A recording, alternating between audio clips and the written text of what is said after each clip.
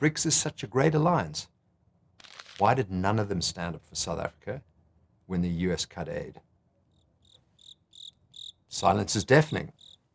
How does the ANC justify sabotaging economic ties with the US, knowing full well that American businesses employ over 400,000 South Africans? Are ANC officials... Guys, so in this video, I think Rob Hersov is actually calling us to common sense, and I really don't know how true these stats are. I'll do my own research, but I just wanted to make this video first to really understand and really kind of like just discuss randomly about some of these stats Rob Hersov is stating in this video. And also, I think one of the reasons I enjoy Hersov is actually he has a business orientation and he understands numbers really well, even because for me, I really love mentors who understand numbers. Okay, so first of all, Rob Hersov is actually wondering why no BRICS member countries, all right, came to the aid of South Africa when South Africa lost its aid, especially PEPFAR. Remember I told you guys on how I spoke about how, you know, it is hopeful that probably some BRICS member states would step in supporting South Africa for PEPFAR and some other aid, you know, that it would be losing from the US. But Rob Hersov here is actually arguing that even all the other BRICS member countries are trying to keep their friendship and relationship with the US really carefully, because the US is a large market that, you know, you don't want to lose, especially in terms of exportation. He argues that, you know, China actually exports 60% of US's consumption, all right? So China, the US market is not a market that China would wish to jeopardize or experiment with. And so, you know, in terms of trying to fill in the gap in South Africa, that has actually not come.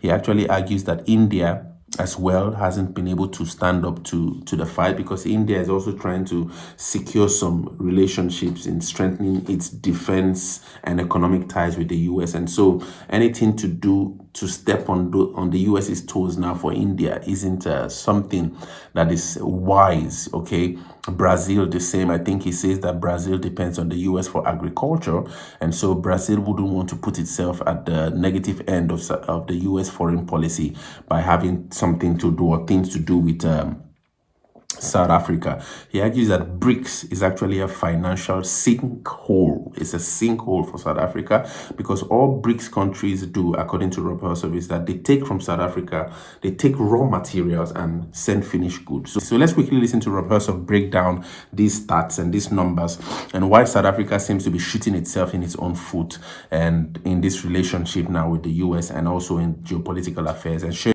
The BRICS countries are not going to back South Africa against the USA. Why hasn't the big BRICS organization lifted a finger for South Africa?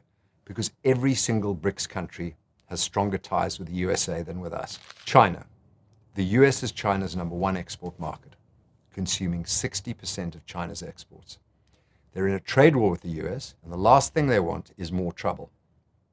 Russia, too busy fighting a war in Ukraine and not winning, and crippled by sanctions. They can't afford to help South Africa.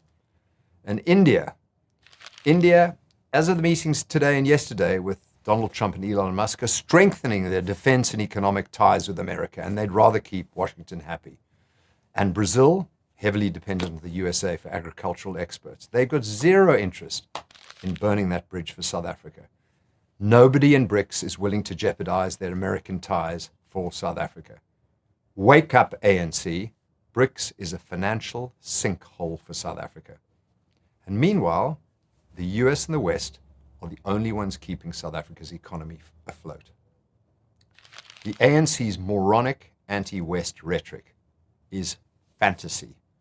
Their so-called allies in BRICS don't actually have South Africa or the ANC's backs.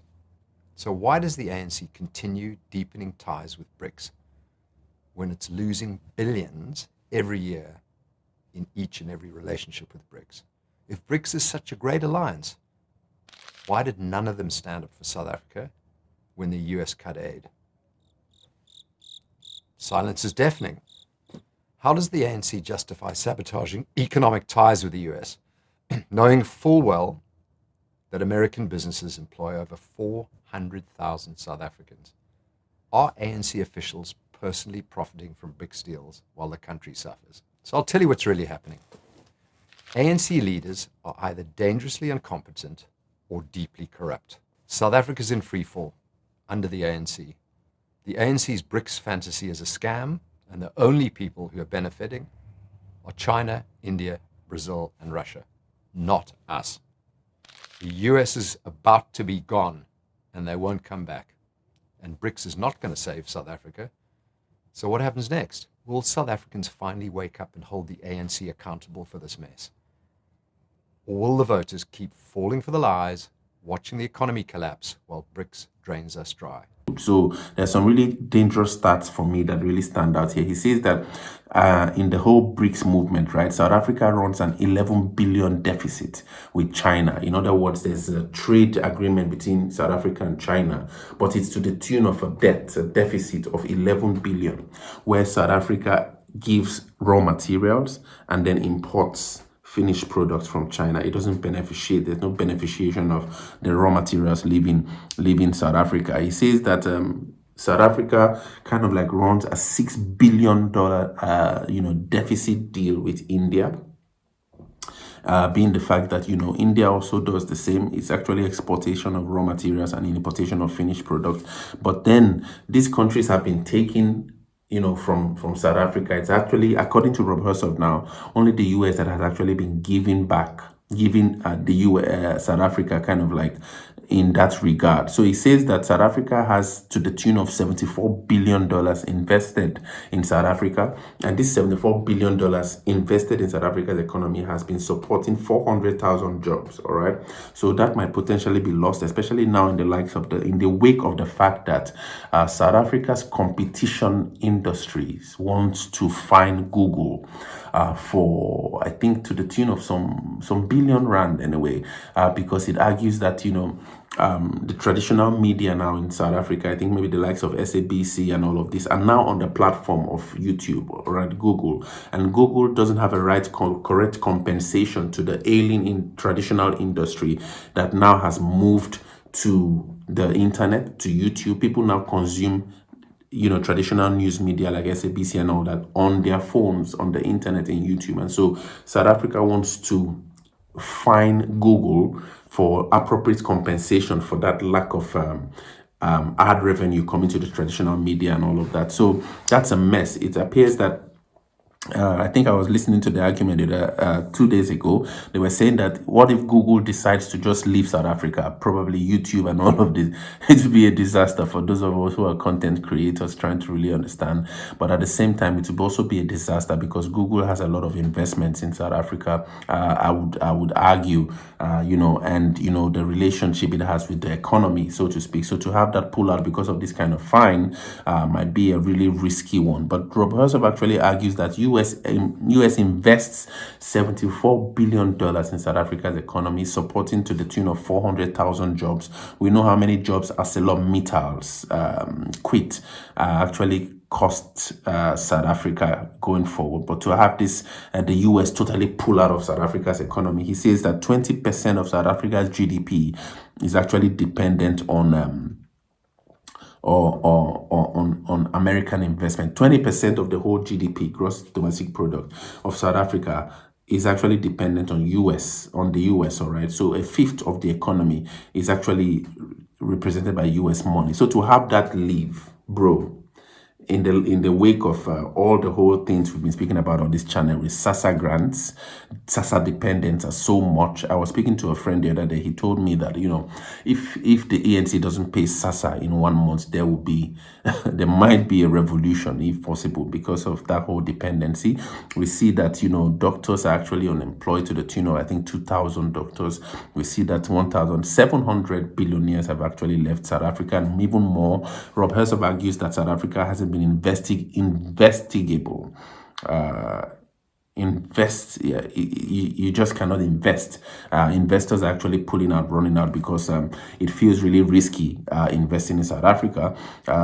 So these whole issues, all right, you don't really want to then have the US pull out. And the way that Donald Trump hasn't really been giving a signal that it's ready to welcome talks with President Ramaphosa and his President Ramaphosa's team, for me, is really worrying, because I really wouldn't want that relationship with the US go really sour, because that would be really terrible. And now, in the wake of the reality of the fact that, especially according to Rob Hersov, that the BRICS countries are actually tiptoeing. They don't want to hurt their relationship with the US by siding with South Africa. And South Africa really hasn't been, producing or beneficiating. They really do not.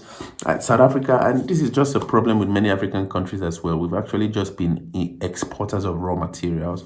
We haven't been beneficiating. And so life actually is about production, all right? Life, relationships, especially in terms of people and nations at this stage, in this regard, will actually work on who produces more, how much productivity are you putting into the economic space. And so if many of our African countries still depend on being, like you heard Mantashe in one of my videos, he said that if South Africa holds its minerals, in response to Trump's taking aid out of South Africa, he actually argued that if Trump wouldn't give South Africa money, then South Africa can hold its minerals. You see that kind of thinking, that you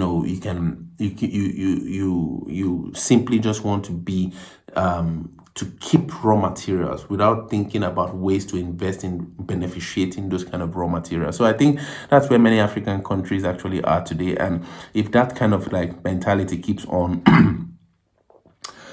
it will be really a long-term disaster, because at the end of the day, productivity is what makes countries really really boom, all right? Productivity. The US today is really productive, and that's why it has a market that has the capacity to consume goods and services, all right? So even if most of these goods are imported into South Africa, there has to be a buying power, and that buying power comes from the productivity that the citizens have actually been engaging in, to rise probably from poverty to a middle class to be able to consume. But if that's not happening, bro, I think that's really not wise, okay? And so Rob Hersov is actually giving a wake-up call in this video. This is a video, this is actually on his YouTube channel, but I just really thought that this really short clip is really interesting for us to really understand how South Africa has actually been playing to the negative tune of the music by trying to fight, or probably trying to be in the not positive side of US foreign policies. And share your thoughts in the comments.